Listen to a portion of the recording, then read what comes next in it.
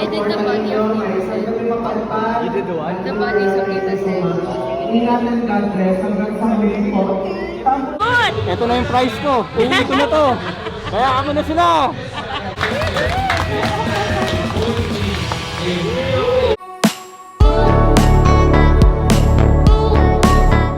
Luna Agancillo ginulat ang buong E80 family sa kanyang drawing.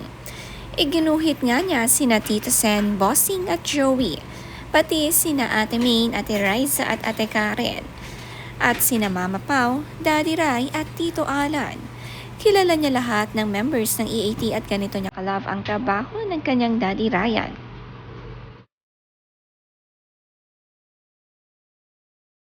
I did the body of Jesus. You did the what? The bodies of Jesus. Ingatan God bless hanggang sa huli po. Proud na proud nga si Daddy Ryan sa anak. Sa kanyang edad ay napakagaling na ngang gumuhit. Isinama nga ni Ryan Agoncillo ang mga anak sa E80 dahil may sakit si Judy Ann, para naman daw makapagpahinga ang asawa.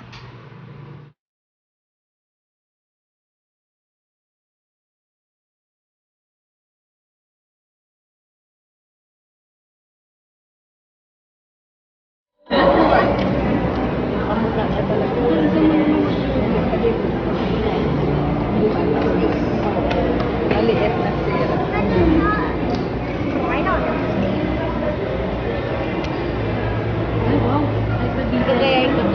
Nakabanding nga ni na Ate Johan at Luna si Ate Riza. Sila nga ang magkakasamang gumuhit at habang nasa loob ng studio room. Masaya lagi at enjoy si Luna tuwing sasama sa trabaho ng kanyang Daddy Ryan.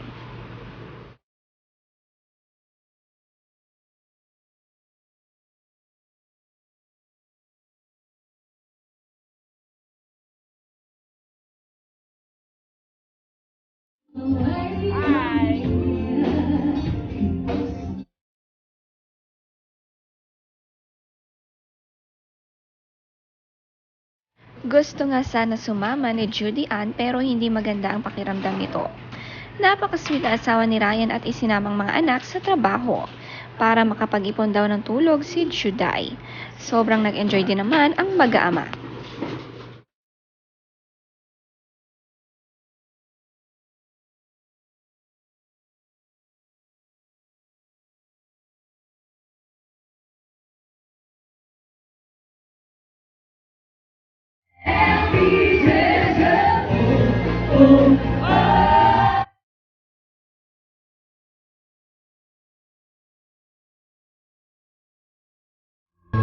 Hey, this is Mom's Jam!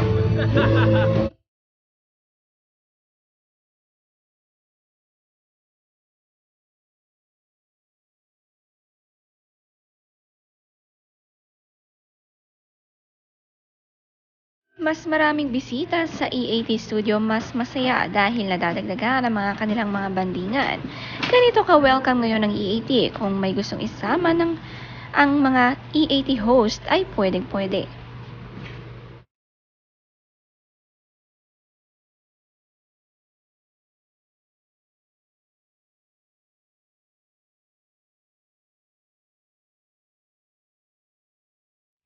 Masaya at naka-experience ulit ng live sina Luna. Ito nga ang trabaho ni Ryan at mukhang soon ay i-join na siya ng mga anak dahil napaka-natural ng kanilang pagiging host.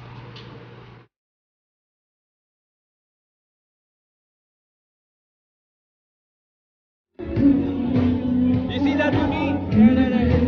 There, we got a ferry! Look, how fun!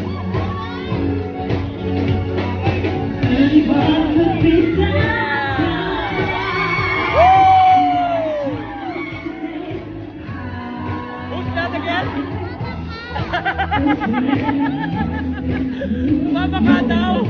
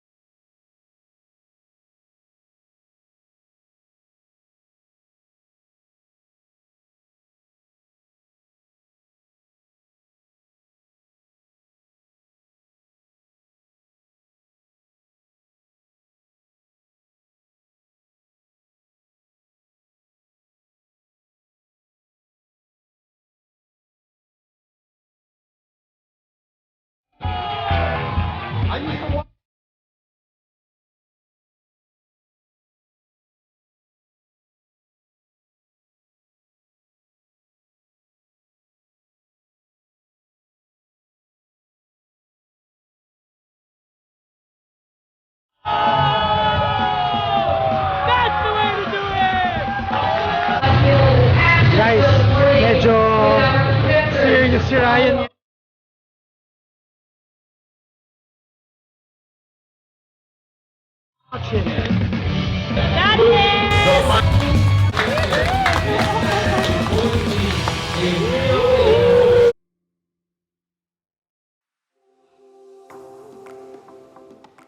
Kaya mo na sila! Ang sweet naman nga ng mag-date ang asawa habang nasa orientation daw ang kanilang anak na si Ate Johan ay sumaglit sila ng date sa racing activities ni Ryan.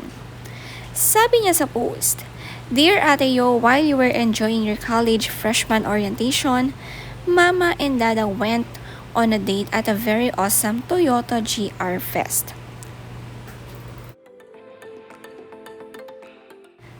Nagkomento nga si Aiza Segura sa post ni Ryan. Sabi ni Aiza, "Buti na lang tinapos ko basahin, kala ko si Johan ang nagdidrift na rin. Astig to." Solid na solid nga raw ang galawan ni Ryan habang tumatagal, mas lalong nagiging magaling at professional.